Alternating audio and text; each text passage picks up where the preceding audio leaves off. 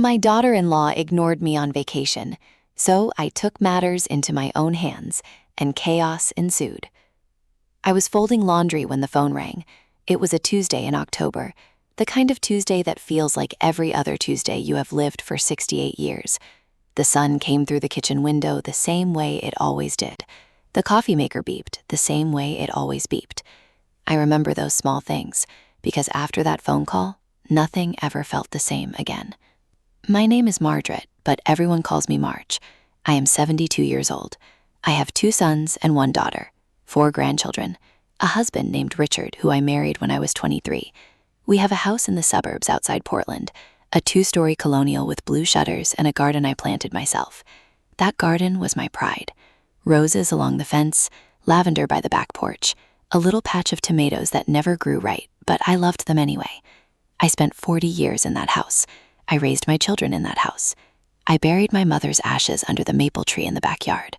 That house was my life. When I answered the phone, it was my oldest son, David. David is 47. He is a financial advisor. He wears nice suits and has a calm voice that makes people trust him. His wife is named Vanessa. She is 44. She has long dark hair and a sharp smile. She used to work in marketing, but after the second baby, she stopped. That was fine. David made good money. They lived 20 minutes away, in a newer development, with wider streets and smaller yards. I babysat their 2 children every Tuesday and Thursday. I did it for 7 years. I never complained. I loved those kids, Chloe and Mason. Chloe was 9, Mason was 6. They called me Grammy. They drew me pictures. They climbed into my lap when they were tired. I thought that was love. I thought that was what family was supposed to feel like. David asked if I could watch the kids on Friday night too. He said he and Vanessa wanted to go to a dinner party. Of course I said yes. I always said yes. That was my problem.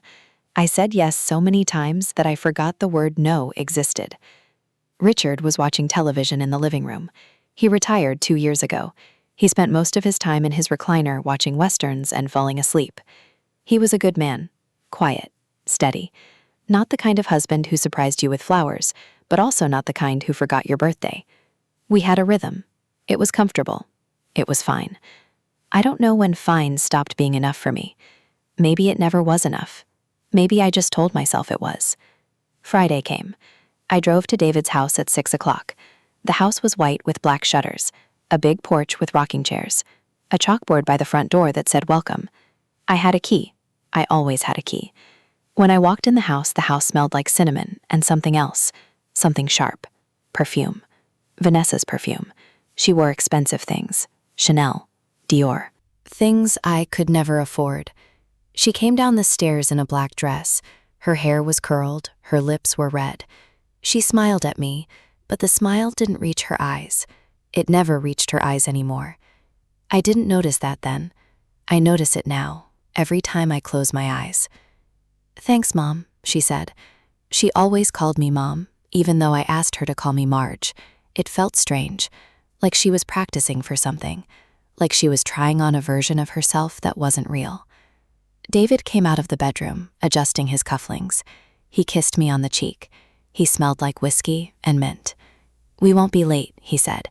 "The kids are already in pajamas. There's pizza in the fridge. Help yourself to anything."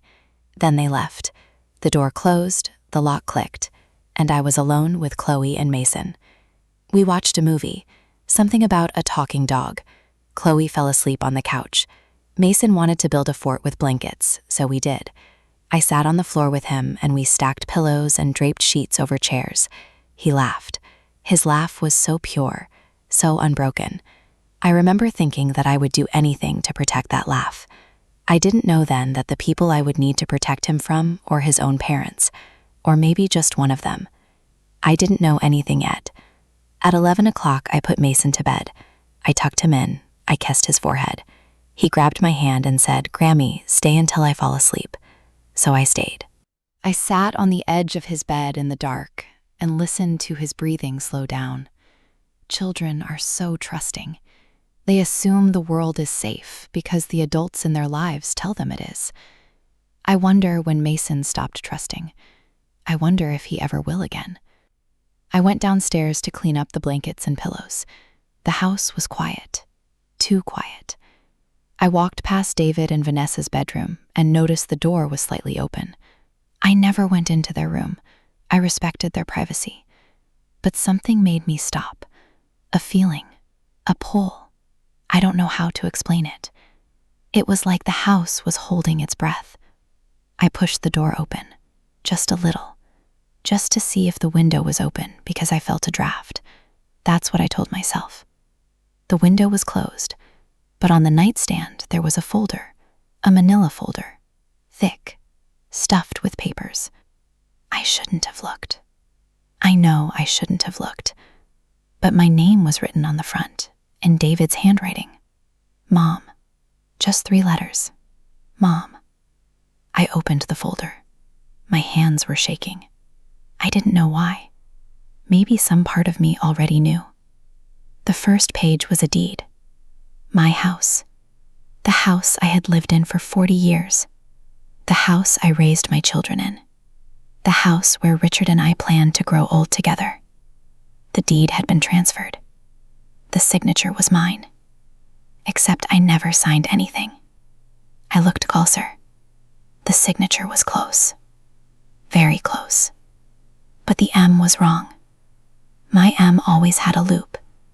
This M was sharp, angular, a forgery. Someone had forged my signature.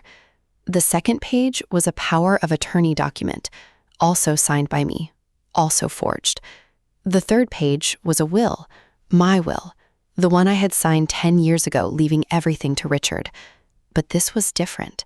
This will left everything to David and Vanessa. Richard was mentioned nowhere, not even a sentence, not even a thank you. My hands were cold.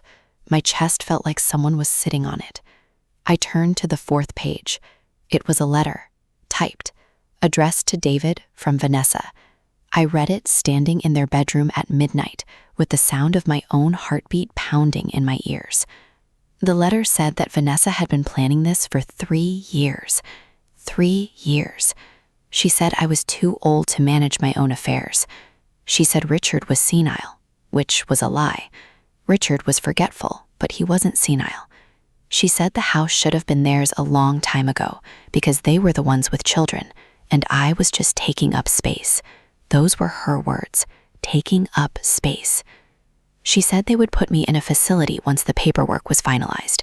A nice one, she wrote, one where they wouldn't have to visit very often. She said David agreed with her. She said they had already moved most of my savings into an account in their names.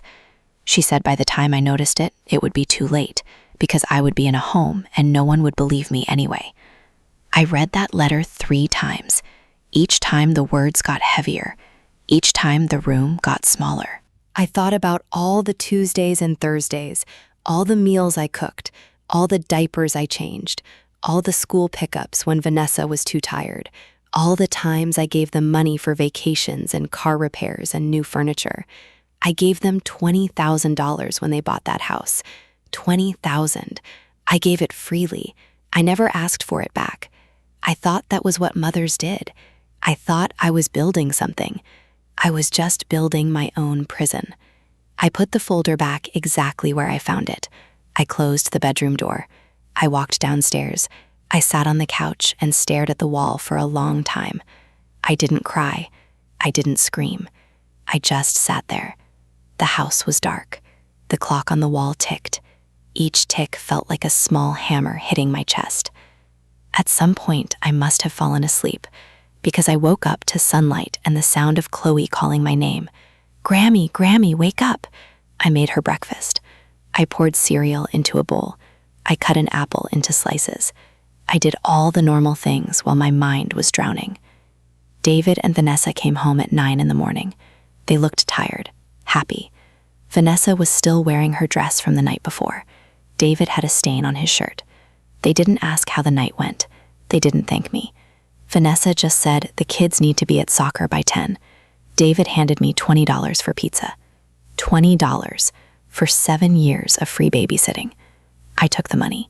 I put it in my pocket. I said goodbye to Chloe and Mason. I hugged them longer than usual. Mason asked why I was squeezing so tight. I said, "Because I love you, baby." Then I drove home. Richard was in his recliner. He looked up when I walked in. He said, "How were the kids?" I said, "Fine." I didn't tell him what I found. I didn't tell him because I didn't know who to trust anymore. If David could do this, my own son, the boy I held in my arms, the boy I stayed up with when he had fevers, the boy I paid for college, if he could do this, then what was Richard capable of? I know that sounds paranoid, but that's what betrayal does. It makes you question everything. It makes you doubt every hug, every kiss, every I love you. I spent the next week pretending. I went to the grocery store. I watered my garden. I watched television with Richard. I answered my phone when David called. I said yes when Vanessa asked me to watch the kids on Thursday. I played the role of the sweet old grandmother who didn't know anything. Meanwhile, I was making my own plan. I had been a mother for 47 years. I had been a wife for 49 years. I had been underestimated my entire life. People saw an old woman with gray hair and soft hands, and they thought I was weak. They thought I would just fade away quietly. They were wrong. On Monday morning, I went to see a lawyer. Her name was Patricia. She was 50-something, sharp glasses, short hair, the kind of woman who didn't smile unless she meant it. I told her everything: the forged deed, the power of attorney, The letter, the missing savings. She listened without interrupting. When I finished, she leaned back in her chair and said, "Mrs. Clark, you have a very strong case, but I need to ask you something, and I need you to be honest. Are you prepared to press charges against your son and his wife? Because once we start this, there is no going back. They will be investigated. They could go to prison. Your relationship with them will be over forever." I thought about Chloe. I thought about Mason. I thought about the way Mason grabbed my hand when he fell asleep. I thought about Chloe's drawings on my refrigerator. I thought about the sound of their laughter. Then I thought about the letter, taking up space, a nice facility where they wouldn't have to visit very often. I looked at Patricia and I said, "Do it." Patricia filed a police report that afternoon. She also filed an emergency injunction to freeze my accounts. By Wednesday, the police had searched David and Vanessa's house. They found the original forgeries in David's office. They found spreadsheets detailing my assets.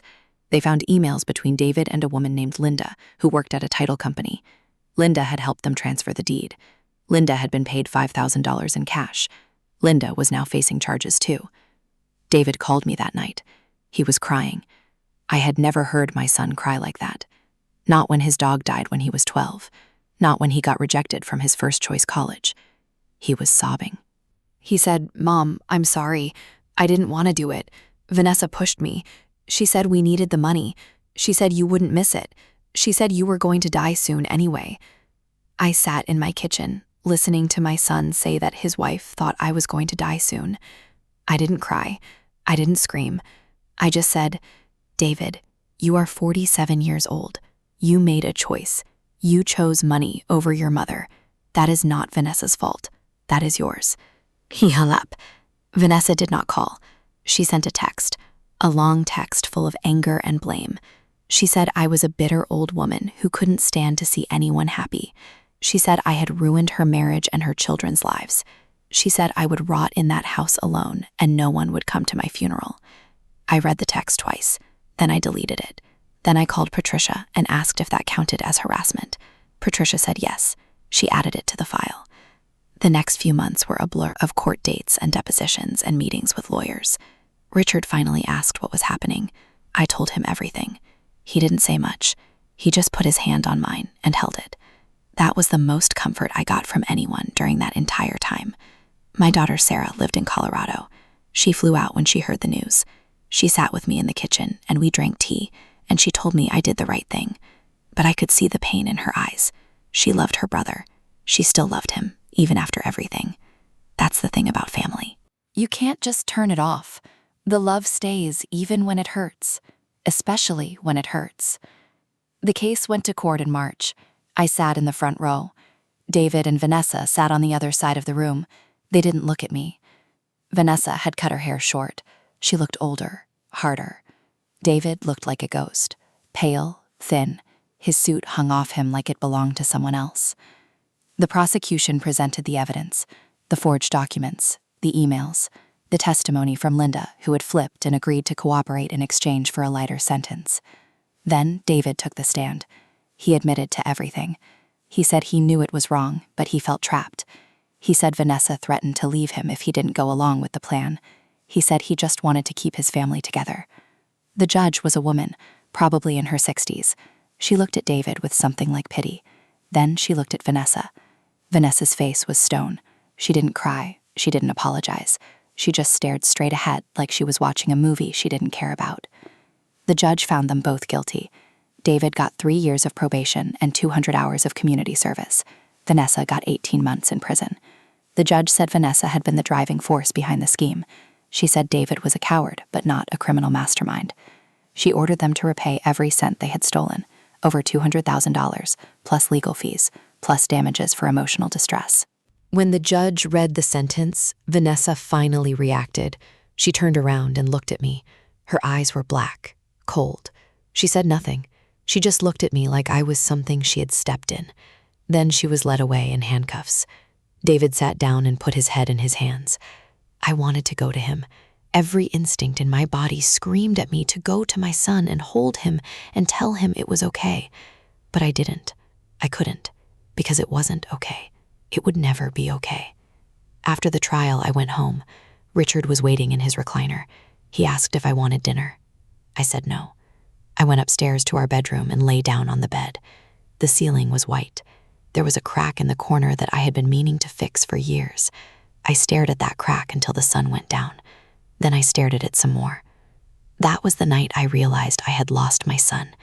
Not to prison, not to Vanessa. I lost him the moment he decided that my life was worth less than his comfort. You don't come back from that. You just don't. Vanessa served 14 months. She got out early for good behavior. David divorced her while she was inside. He filed for sole custody of Chloe and Mason. He got it. Vanessa was allowed supervised visits twice a month. I don't know if she ever took them. I stopped asking. I stopped asking about a lot of things. David tried to reconcile. He came to the house a few times. He brought flowers. He brought cards. He said he was seeing a therapist. He said he wanted to rebuild our relationship. I listened. I nodded. I said I was glad he was getting help, but I didn't let him in. Not really. I kept the door open a crack, but no more. He noticed. He asked me one time if I would ever forgive him. I said, I don't know. That was the truth. I still don't know. Part of me wants to. The mother part. The part that remembers him as a little boy with scraped knees and a gap-toothed smile. But there's another part now. A harder part. That part remembers the letter. Taking up space. A nice facility. That part doesn't forgive anything. Chloe and Mason still come over. David brings them every other Sunday. They are older now. Chloe is 12. Mason is 9. They don't talk about their mother. I don't ask. We bake cookies. We play board games. Mason still likes to build forts. Chloe likes to paint her nails and ask me about when I was young. I tell her stories.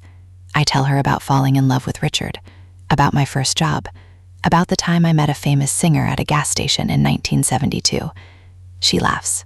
She has her father's laugh. Sometimes that hurts. Sometimes it doesn't. Richard died last spring. Heart attack. He was in his recliner. The Western was still playing when I found him. I called 911, but I already knew he was gone. His hand was still warm when I held it. I sat with him until the ambulance came. I didn't cry then either. I cried later. In the shower. With the water so hot it turned my skin red. I cried for Richard. I cried for David. I cried for the family I thought I had, the family I built with my own hands, the family that turned around and tried to bury me before I was dead. The house feels different now, bigger, emptier. I still water the garden. The roses are still there, the lavender too.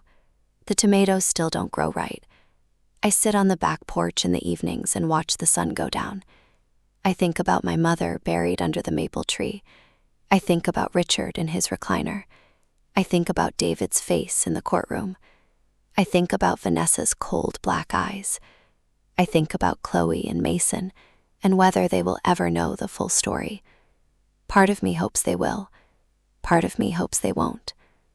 I am 74 now, 2 years older than when this started, 2 years heavier. The money was returned. The deed was reversed. The house is mine again. But I don't feel like it's mine. I feel like I'm just living in it until someone else decides to take it. That's what betrayal does. It takes your home and turns it into a building. It takes your family and turns them into strangers. It takes your memories and turns them into evidence. I still fold laundry on Tuesdays. The phone still rings sometimes. David calls every week. We talk about the weather. We talk about the kids. We don't talk about what happened. The words are too heavy. They sit between us like furniture we can't move. Maybe someday we'll move them. Maybe not. I don't have as many tomorrows as I used to. That's the cruelest part of getting old. You run out of time to fix the things that are broken. You run out of time to forgive. You run out of time to forget. Tonight, I am sitting in the kitchen. The coffee maker is off. The sun is down. The house is quiet. I am thinking about the day I opened that folder.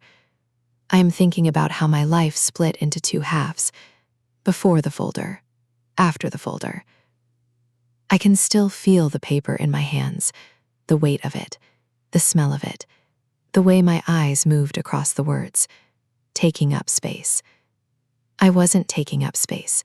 I was living. I was loving. I was giving everything I had to people who were just waiting for me to die. They didn't win. I'm still here. The roses are still blooming.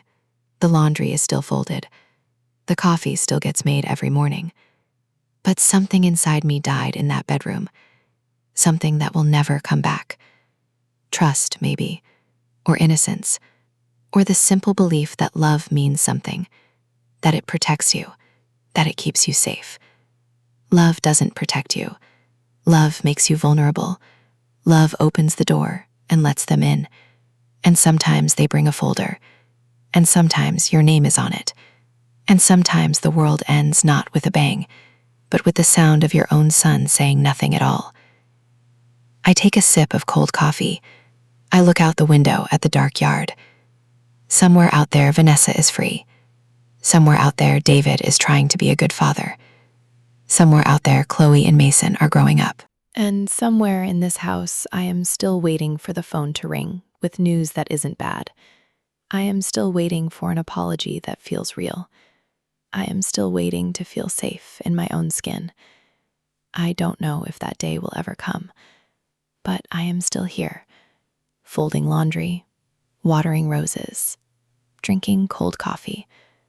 Still here, still standing, still their mother, even when they wished I wasn't.